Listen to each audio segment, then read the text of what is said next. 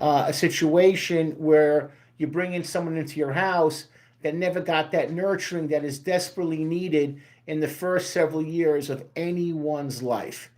Okay, now what are some of the symptoms you're going to see when you have this? Reactive attachment disorder can start in infancy and often does. There's little research on signs and symptoms of RAD beyond early childhood, and it remains uncertain whether it occurs in children older than 5 years. My experience from the dozens of kids that I saw that had it, it started below 5. Because by the age of even like a year and a half, even earlier, an infant can recognize a mother's smell, a parent's smell. They recognize their laugh, they recognize their voice, they recognize who they are. And if you don't have that attachment, if you're kind of adrift and where you are, where you belong, I've seen it starting as early as like a year and a half, 2 years. So it never beyond 5, because by 5 it's pretty ingrained who's in charge and who loves you. But if you don't get that loving before 5, watch out. So what are some of the signs? Unexplained withdrawal, fear, sadness, or irritability. I've seen the withdrawal. How does the withdrawal look like? You go like this. You want to hug the kid shrinks back, doesn't want the hugging. Or you say, come over here, the kid's like this. Not so sure. They don't initiate any caregiving, any touching. They're very, very skittish. You get a sad and listless appearance, exhausted look. You're not seeking comfort or showing no response when comfort is given. No attention. You're not seeking it. Give a great example of how pets are very, very similar to children in a lot of ways. When I first came to my agent / producer's home, he has 3 small dogs. And when I first would come here, the dogs would be like bark, bark, bark, bark, bark, bark, and they'd just be barking all around me. They got used to me. I would come and I would sit down and they would like hop over like a little fence and come over and they'd start barking and jumping on me on my leg.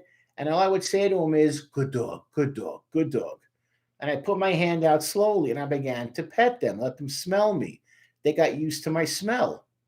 Then I started to pet them. Then I started to say, good dog, good dog. Then they would recognize when I would knock on the door to come into the house. They would be excited. And then what would happen is one would push the other away to get more attention. So they were used to getting attention from their owners, but now another person giving them attention, whoa, I'm used to it. I want more. And I'd rub their back, rub their head, rub their stomach. Oh, they were in heaven because they were getting attention. It was healthy and they were looking for it. That's what a child is looking for in a stable home. And when you don't have that, they pull away. If you ever go into a house where an animal's been abused, they don't come to you because they're thinking, you know what? The last 5 guys have walked in here have kicked me, hit me, lit me on fire, spit at me, hurt me. I don't trust this guy. I don't know what this guy's vibe is like. Skittish. I'm going to stay away. Kids are exactly the same way. They have that same kind of personality. Okay, then you get this. They don't smile. What they look like. Just that stare. It's like looking into a camera with like a blink. There's no blink. There's nothing there, just a stare. They don't smile because they're used to the abuse. Okay. They fail to ask for support or assistance. They don't reach out when picked up. What do kids do? When you go to pick them up, little kids, they pick their hands up. They know it's coming and they know the cue. You're going to pick them up under their armpit. They don't do that. Like a little monkey, they grab onto you on the side. Don't do that. They don't do that. They don't do that. They're not looking forward to it. They're not anticipating it because their first 3 to 5 years of their life, they got nothing. No attention, no cooing, no handsome, no good looking, nothing. That's where the RAD steps in from. Now, RAD became very famous about 20, 30 years ago with Romanian orphanages that were giving kids up after the fall of the Soviet Union. So American parents that couldn't have children, there were these orphanages in Eastern Europe, Russia, where particularly in Eastern Europe, they had all these kids that were in these massive institutions, but there was no attention, no love, no picking them up. Their needs weren't met other than the very, very basic. But parents didn't understand this. Oh, a baby, a baby, a baby, a baby, a baby. They went running to grab a baby. And they came back to a nightmare. They came back to kids that didn't want to sleep in beds, didn't want to get hugged, would tear their clothes, make all kinds of scenes, very disruptive, destroy the room. No matter how many hugs and kisses they got, they'd scream, they'd shout. They didn't want to change their clothes. It was a nightmare. And that's really where RAD really sprang from, was these kids that came from orphanages that have been giving no warmth or attention, no picking up and being held by the caretakers. And people were like, I got sold a false bill of goods. I've also seen that kind of behavior in kids that have spent a lot of their lives in foster care. They're very jaded, they're very guarded, they're very, very cagey. And these parents thought they were getting a kid that would fulfill their lives, and they got a kid that was not interested in anything that the parent had to offer. All right, any questions on this topic? Fire away, fire away. All right, here we go. Now, when do you go see a doctor in something like this matter? You go see a doctor if you want to get evaluated by the pediatric psychiatrist or psychologist who can tell you if these behaviors indicate a more serious problem or issue. Fine. What are the causes? To feel safe and develop trust, infants and young children need a stable, caring environment. Common sense, common sense. Their need for a meal or a diaper change must be met with a shared emotional exchange that may include eye contact, looking, smiling, and the caressing. I love you, I love you, I love you, I love you. I've done this with pets a million times, where I'll walk into a room where I know the animal and I've given it like 50 kisses and hugs a few minutes before, and all I got to do is have the animal next to me, and I'll say something like, good doggy, good doggy, good doggy, good doggy. And that tail goes back and forth, goes back and forth, goes back and forth. Where a cat that's comfortable with me will come up and take its head and butt me in my fist, in my hand, give me attention, give me attention, give me attention, rub against me, rub it, rub it, rub it, pet it, stroke its fur. Getting my attention needs met. I like it. They start to purr. They're happy. They're in sync. That's what happens when you have created a connection. And when you don't have that connection, it is so difficult to make it happen. Now, here we go. What are the risk factors? The risk of developing reactive attachment disorder from serious social emotional neglect or their lack of opportunity to develop stable attachments may increase in children who, for example, live in a children's home or children's institution or other types of institutions. I saw that in Eastern Europe when I read the stories, and kids that spend a lot of time in foster care, bouncing, or they go to every city has like their home for kids that no one wants at that time, or they're taken away from their parents and they're waiting. They're either going to go back to their parents or they're going to go into foster care. There's all this, drama and uncertainty. Frequently changed foster homes or caregivers. I saw a ton of that. Be bouncing from how many homes you've been in, little man? How many homes you've been in, young lady? 8 homes, 10 homes, 15 homes, 2 weeks, 2 months. I'm not working out. I'm competition. I'm a problem. I'm a fighter. I'm a drug user. I expose myself. Gone. We can't work with her. We can't work with him. He sets fires. He's dangerous. She's running with a gang. Gone. There's no permanency. And if the kids realize they're not going to be adopted, we really want to adopt you. We want you to be part of our family. And then something happens where things happen. And all of a sudden, they're not on the most favored watch list anymore. You're going to be moved again, like being traded to another team. But you're not being traded to a good team. You're being traded to another bad team. And that anguish of, am I ever going to fit in? Is anyone going to want me? Will love me? Becomes very pervasive and very scary when it does not happen. Okay. Have parents who have severe mental health problems, criminal behavior, or substance abuse that impairs their parenting. So it's not just you have to come from an orphanage in Romania or you come from someplace in Mexico where there's no caregiving whatsoever, it also comes from parents. I want to say this again: severe mental health problems, criminal behavior, or substance abuse that injures their parenting. So it can happen here too.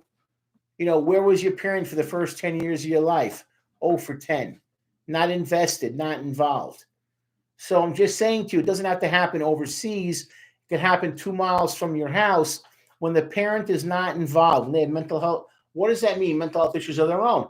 Schizophrenia, drug and alcohol abuse, substance abuse. They're not focused, they're not on top of things.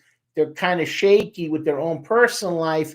They're not going to give the kid what they need. And there's that alienation that starts to build up.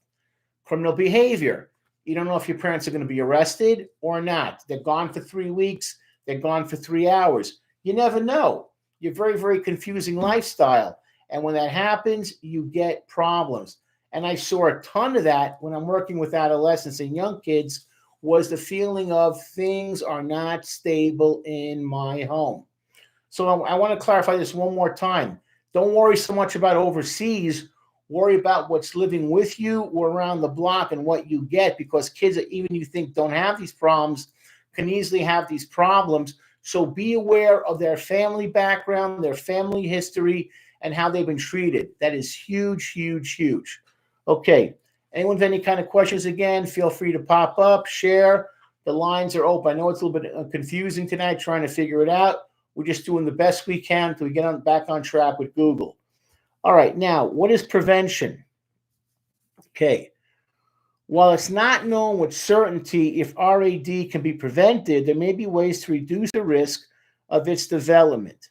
What is the main point? Infants and young children need a stable, caring environment, and their basic social and emotional needs must be consistently met. The following parenting suggestions may give you some advice. Okay. Take a class or volunteer with children. Take classes. So if you lack experience or skill with babies or children, this will help you learn how to be able to create a nurturing environment. Number 2, be actively engaged with your child. We talked about this before. Parents of kids that are focused, their children will hear a million more words than parents that just zone out in front of the TV or their laptop or their phone and not engage with the child. Parents that talk to the kids, that engage with them, will have far better results. So playing, talking, making eye contact, smiling. Learn to interpret your baby's cues, different types of cries, so you can meet his or her needs quickly and effectively. Provide warm, nurturing interaction with the child, and offer both verbal and nonverbal agreements. Okay.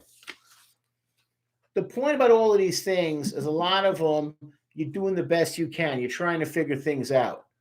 The parents that I talked to with kids that had RAD would go through literally hell, and they would talk about the problems that they were having. There were different perspectives on this, different ideas on how to work with it. Sometimes, for instance, I would have parents say to me, they would say, start from the very beginning to get a kid to respect you. That would mean taking everything out of the room, literally to the bare carpet. And you teach the kid how to be grateful for things or learn to adapt to things. So you start off with like having a pillow, then a blanket, then a thin mattress, and really rebuild the trust and having things in the room, because kids would destroy the room. They would show me the rooms. They would show me pictures of the room. All the clothing torn, the bedding ripped apart, stuffed animals shredded or hacked open. And it was a scary scene to look at. But the child had no concept of what it meant to bond, what it meant to be part of a family, what it meant to be part of a group. And you literally, in some cases, have to start at ground zero, get any chance of being successful with reaching these kinds of kids that come from backgrounds of lack of caring, lack of concern, lack of interest, lack of trust. That's the biggie, lack of trust. And, my producer and agent, he saw this a ton of times with me. We go into these homes where you'd see the neglect would be there. And it didn't matter, again, like I keep on saying, it doesn't have to have a background where the kid comes from a foreign country, from a foreign land. It would happen in the own home. Where's your mom? Mentally ill. Where's your mom? She's out doing drugs. Where's your mom? She's been arrested. Who's watching you? My uncle. Where's your uncle? He's sleeping. He went out. He went out to get a couple of drinks. He went out to gamble. He'll be back. He said he might be back tomorrow. You got to go get cigarettes. Not involved, not invested. So what does the kid learn to think about? And how does the kid learn how to feel? Jaded, not interested. I'm on my own. I don't care about anything. I know all this love and attention is fake and it's false. I don't believe in it. I don't buy in it. And they get very, very, very careful on what they're going to expend their emotions on. I mean, think about it. Why would you run up to somebody and go like this? I love you. I love you. When all you're going to get is indifference. What's your name again? I don't care about you. Man, you're a piece of garbage. Man, you're annoying. Man, you never shut up. Man, why don't you go to bed, kid? Go get something to eat. Leave me alone. Just go out of the house. You're irritants. You're bothering me. You're annoying me. I can't be with my woman. I can't be with my guy. Oh, you're so needy. Kiss and a hug. What are you, crazy? I'm going to smudge my makeup? You nuts? I got to go see my heroin dealer, get some more drugs. What do I want to spend time with you for? You're a loser. You're an idiot. I never should have gotten you. Ugh, you're disgusting.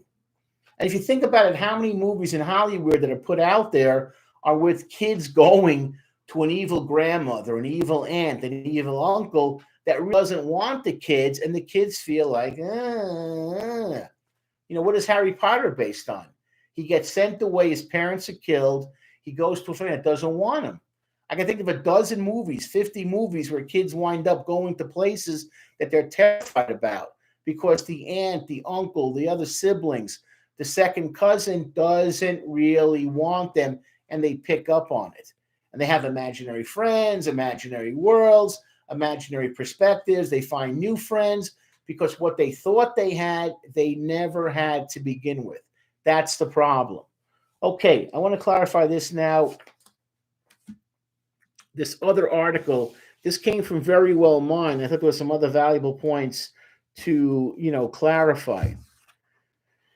The whole thing is that you're not getting, again, what you need. A lot of this is repetitive to a certain extent. You're not getting what you need. When you're not getting what you need, you're going to have these issues. You're going to have these problems. So you don't get that comfort level that you're looking for. Minimal, social, emotional response. Limited positive affect. Hey, I'm really proud of you. Great job today. Fantastic. Even myself as a parent, what I often do with my kids, even though they're pretty much grown already, is I will text them or I'll leave a message and say something like, I love you. I'm proud of you. I'm really proud of you. You're my son. I only have boys. Just give them praise. Give them praise. Give them praise. Great job. That's really good talking. I like taking a walk with you. Thank you so much. I appreciate you. I love you. Give them a kiss, squeeze their hand. They're young adults already, but make them feel special. Okay. Here's another thing too. There's also a child may have, a lack of insufficient care, changes in primary caregivers. You have parents that don't know how to give hugs and kisses. I'm not there. There was a movie about 40 years ago called Ordinary People about a mom that was unable to show affection to one of her sons that was in an accident. And her favorite son died. And she could not give any emotional attention to the other son who was grieving. It was, I guess, an early form of PTSD. And in the end, the father recognized this and said, I can't be with you. If you can't show love to your son, it's not going to work. And she left. She went away. She went elsewhere. And it just showed you the lack. You think like families have it. Families got it together. They don't. You have to learn how to teach it sometimes. The coldness, there's an aloofness. Just do not give a damn. So the orphanage thing is no longer a factor anymore. You don't have these warehouses of like 500 kids in Romania, which they just sold to make money off of. And parents realized they got hosed and they got screwed over. But now it's about what environment do you provide in the house? Where is the attention? Where is the affection? Where's the warmth? Where's the concern? Where is the interest in the child? Okay, so what are you going to get when you have this? You have to get an evaluation. and you want to get a real good understanding of how the child interacts with the caregiver, the child's development, living situation, also talking to the primary caregivers, and you want to watch the child's behavior to get a sense of how does this child operate. You want to just get a look. How do they play with toys? How do they play with pets? I would see a lot of times with pets, they'd hurt the animals. They'd pull the tail, they'd smack the animal. They would, blow air in the face, in the eyes. It'd just be annoying. Hurt the animal, squeeze the animal. Animal will learn to stay away. If I saw an animal, make a wide berth around the kid, a young child, hey, there's something wrong here. There's something wrong where the animal is very, skittish, where out come the claws from the cat, where the dog starts to bark in a nervous manner. You're realizing something's not right in this interaction between this child and this animal. They're going to hurt the animal if they're not going to be observed quietly and quickly and just, covertly. So what are some things you might get? There are several other conditions that may present with similar emotional behavioral symptoms. So it could be what you're looking at as adjustment disorder, PTSD, cognitive issues, autism, mood disorders. These are all factors that could be issues in working with this child. And sometimes they have comorbid conditions. So with people who have adjustment disorders, attachment disorders, high rates of attention deficit, anxiety and conduct disorders, like attention ADHD, they're not focused. Anxiety disorders, they get really, really nervous all the time, and conduct disorders, they can get easily angry. Now, it was first introduced in the DSM in 1980, which corresponded, again, a few years later, you had the Berlin Wall come down, you had all these thousands of kids in orphanages throughout Eastern Europe, and it was a baby sale to American parents that wanted to buy a kid. But there was no treatment, no understanding of what these parents were getting. It was like sight unseen, 20,000, 30,000 American cash. You got your baby, and you didn't know what you were getting. And that's how RAD got very, very popular. You don't have that anymore, but I do now see the neglect in other areas that affects other people. In 1987, two subtypes were introduced, inhibited and disinhibited. And in 2013, the diagnosis was updated again. Now it refers to a disinhibited type as a separate condition, and it's called disinhibited social engagement disorder. Just understand this, what it means is disinhibited social engagement disorder is an attachment disorder that is also caused by lack of a secure attachment with the caregiver, like AD. Children with disinhibited social engagement disorder interact with unfamiliar adults without any fear. They're often willing to go for the stranger without any hesitation. Disinhibited. Nothing bothers them. 13 years old, they go to a truck stop, they get into a stranger's car who's 50 years old. Bye-bye. 2 states later, all mayhem breaks loose, but there's no fear. Disinhibited. Nothing bothers them. So they approach adults without any trepidation, any nervousness, call them by their first name, go off with them. Hey, you want to grab a Coke and a burger and fries? Yeah, absolutely, sure. No problem. Don't tell the parents where they're going, and they disappear. This stuff happens. Okay. Now, and I've seen that also. Parents would tell me, I turned around, we're at an amusement park. He's walking off with this older guy, with this older woman. I'm like, what's going on with you? What are you doing? Oh, we're going out to get something to eat. We're going to go on a ride. And they're like, no, this is my kid. What are you doing? The other person, of course, jets or makes some lame excuse. Oh, I thought he told you. I thought it was okay. But these kids have no fears about walking off because they have disinhibited behavior. Now, reactive attachment disorder may also occur when children aren't given proper care. And again, we talked about that before. Now, here are some other examples. And they, pretty much the same thing again. Incarcerated. Mom has depression. Mom is, has been arrested. If you put into foster care, 2 parents with substance abuse issues, orphanage, and the young mom doesn't understand child developmental issues, and is unable to understand what a kid is crying for. Shut up, shut up, shut up. Leave me alone. This is too much. I didn't bargain for this. I'm 18 years old. I should be at the prom. Instead, I'm caring for a baby and I'm pregnant again. I don't know the father. I think it might be one of these guys. Shut up. You're always wanting attention. You're always pooping. Leave me alone. I should have my baby figure back and I be able to rock a bikini. Now I can't. And look at you. You caused me to have stretch marks. Unaware of what a baby needs. Doesn't have it. Okay. Now, here's a thing like this. They said a study in Denmark in 2010, they had 0.4% of the children had reactive attachment. 2013, in kids living in an impoverished area in the United Kingdom, had a 1.4. So it's not a very, very extensive or over-the-top disorder, but it exists. It exists. And it's going to exist more in rates of poverty and neglect than anywhere else. Foster care, obviously much higher rates. My favorite study in Romania, 2013, that 4% at 54 months of age. So yeah, 4.5. A history of maltreatment and disruptions to a child's care likely increases the risk. Treatment, what do you got to do? You got to create first a stable, loving environment. That is number one. You have to create that.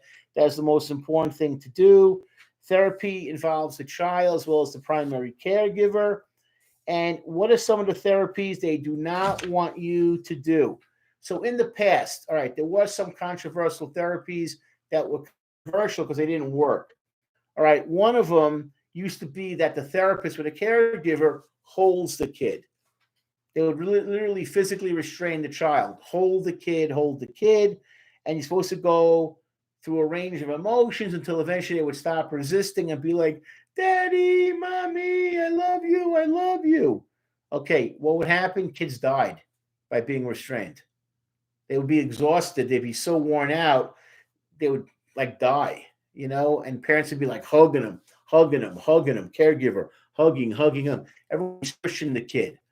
All these emotions, they're supposed to get all the emotions, and then you hug them, it's all good. Didn't work, kids died. Another one was called Rebirthing. I remember that one. During rebirthing, children with RAD are wrapped in blankets, and therapists would simulate the birthing process by acting as though the child's moving through the birth canal. I'm not making this up. Rebirthing became illegal in several states after a child suffocated. I'm not making it up. They would actually, have like the birth canal, and they would like go through the motions of kids wrapped up in layers of blankets and cocoons, and you would simulate it. The idea of a rebirthing, the child would come out whole and better. It didn't work. Complete mistake. Parents would pay thousands of dollars because they're going out of their mind with an RAD kid, and it wouldn't work. And the child was suffocated and died because there were lawsuits, and then they said, never again do this.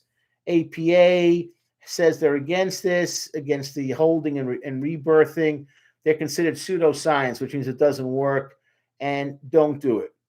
All right, prognosis. What's the future if you have RAD as a kid? Without treatment, all right, may experience ongoing social, emotional, behavioral problems. No shock. All right. Researchers estimate that 52% of juvenile offenders have an attachment disorder or borderline attachment disorder. Shocking, but why? They experience maltreatment or neglect early in life. Makes sense. You're looking for love in all the wrong places. Goes back to being a member of a gang. Think about it. If my parents can't give me what I need, who else will? The gang will. Think about it. You're given a street name. You're given a color to wear. You're given hand signs to have. What's the thing that they talk about all the time? Where your family from beginning to end will always be there for you. You have brothers or sisters or brothers and sisters all around you. We have your back. We love you. Come give us a hug. And to seal it with a deal, they let you have access to weapons. So when you felt powerless before, you feel powerful now. I often said that if law enforcement understood this concept, RAD, they would figure it out in a whole different way. How to defeat RAD, how to defeat the gangs would be this, honestly. Let them feel loved by people in power. That's what, if you think about what gangs offer, and they do such a good job of it. Think about it. Oh, you're a member for life. Member for life. No one forgets about you. You're important. You matter. You're a somebody. For someone who has nothing like that at home, where there's no father figure, where the mother is fairly absent mentally, who wouldn't want to be in a gang? I know I would. RAD is gang entry. It's just common sense. Whenever I ask kids, what made you join the gang? Tell me about your family life. This is what comes up. A family life that was chaotic, inconsistent, and the caretaker was not involved. Generally, the father is a zero, but the mother has problems of her own. And the kids have to play cover up and catch up. So what's the thing, too, about the tattoos of the gang? Well, who want to get a tattoo that says, I'm part of something? I belong. Whatever the tattoo might be, it can range from A to Z. Who really cares? But now I'm part of a family.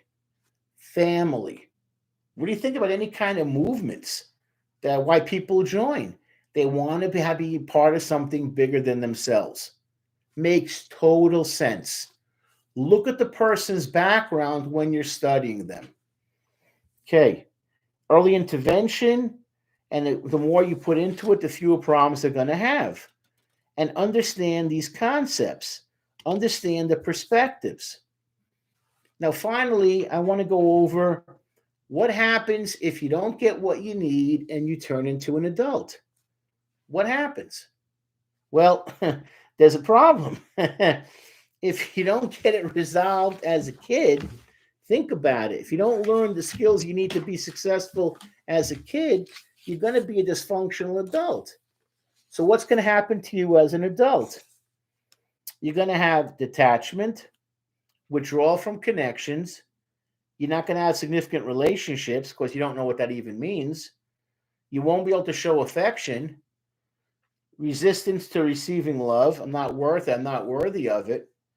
Okay, control issues. Don't tell me what to do. Who are you to be the boss of me? Anger. You're impulsive. You just don't think what you do. You're distrustful. You don't trust anybody. You never trust anybody your whole life. So why would you start trusting somebody as an adult? Inability to fully grasp emotions. What are you talking about? What are you saying? I don't get it. Feelings of emptiness. What'd you do this weekend? I stayed in bed. I just walked around the city by myself. I saw 6 movies alone. Okay. Lack of sense of belonging. I lived in this city. I moved 2 years ago. I'm moving to another city. You don't have any roots. There's no connections to family, to friends, boyfriends, girlfriends. Very, very superficial. So all of these issues, think about how a lot of these issues relate to other disorders as well. And that's the thing about mental health issues. Everything has a way of kind of leaching into another. It's like a waterfall that, the water drains in through the rocks. It goes into different areas. That's what happens. Because a lot of these, as I'm reading them off, I was looking at these articles, it made me realize how much of this affects you in other mental health issues. Depression, PTSD, anxiety, behavioral. Goes over substance abuse, alcohol disorder. Makes sense. You don't connect. You're a loner, you're a stranger, you're distant. Tell me about yourself on a date. Normal question. Where you come from? What was it like growing up, in the house you lived in? Why are you asking? Why are you talking? Why are you asking me these questions? Alone, alienating.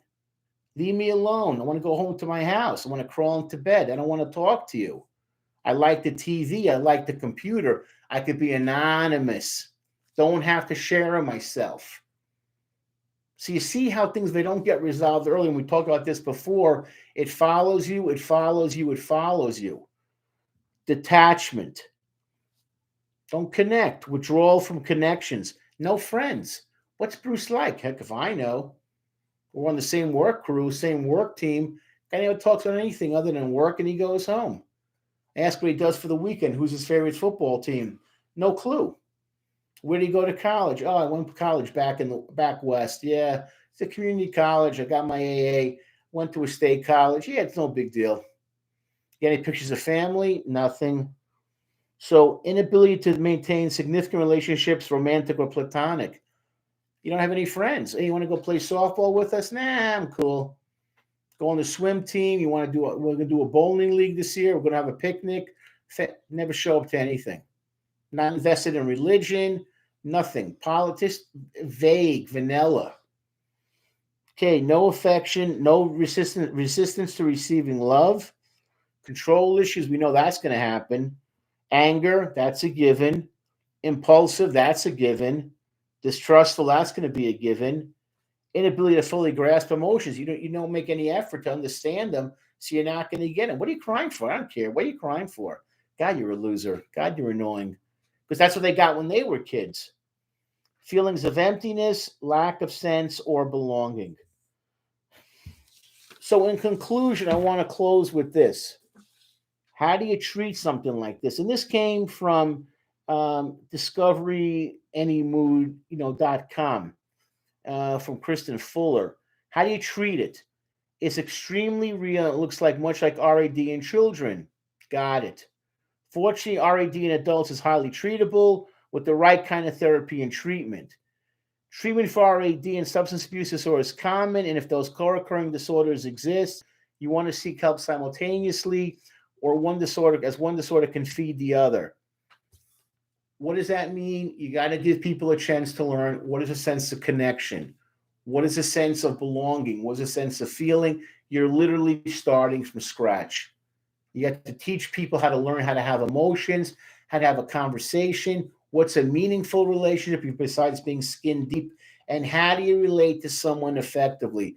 It's like taking baby steps. And that's what I've learned when I've done counseling with people that have RAD as children.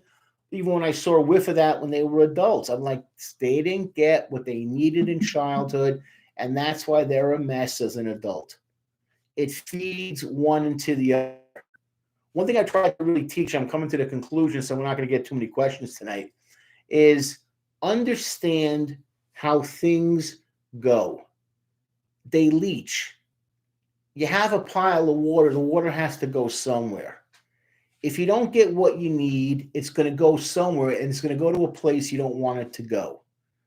Because you're not going to learn how to be effective in how you do things. That's normal. I expect that. And I go back to the parenting. You got to be invested in your kids, because if you're not, someone else will be invested in them, and it's going to be a sad ending. Be invested in your children. Show an interest. Because if you don't, they're going to be dysfunctional adults, and they're not going to show any interest in you as an old person. Let me say one last thing to parents. Expectancy in America has risen dramatically in the last 50 years. Used to be in the 30s, you would die by your 50s. Now it's not common to die in your 80s. Well, if your kids have no connection to you as children, they're not going to have any connection to you when you're elderly, and you're going to need their help. It really is incumbent upon you to be active in their life in a positive way. Because if you're detached now, when you're 75 and had a stroke or a heart attack and get around with a cane and you're slightly on a fixed income and you need the kids to be there, they don't care. There's no connection. They realize you didn't care from when they were young, so why should they care for you when you're old? This is a fairly new phenomenon in America where people are now living longer. What if you have Alzheimer's or senility, or you need help with your living condition? Well, if they don't care, you didn't care, they're not going to care. And you're going to be on your own, and you're going to be stuck by yourself. That's scary. That alone should make anybody be like, hey, son, hey, daughter, how you doing? Let's get something to eat. Tell me about your day. Who are you dating? What's going on? Show an interest. Because if you show that interest, it pays dividends for the rest of your life. And if you get a kid with RAD, understand what you're getting, so you work with them much more effectively, and things can work out and be smooth as things go on. Okay, Sunridge Nevada at gmail.com. The channel right now is Sunridge of Nevada, and our email is sunridgenevada at gmail.com. The channel is Sunridge Nevada. Sorry. The channel, I'm saying that 2 more times. The channel is Sunridge, Nevada. One more time. The channel is Sunridge, Nevada. And our email is sunridgenevada@gmail.com. So that's what's going to happen for the near future. And as soon as we can get things clicked back on to the old one, we will let you know to bring you guys back into the fold. Thank you again from Sunridge, Nevada. Bruce Mufson, LCSW, thank you.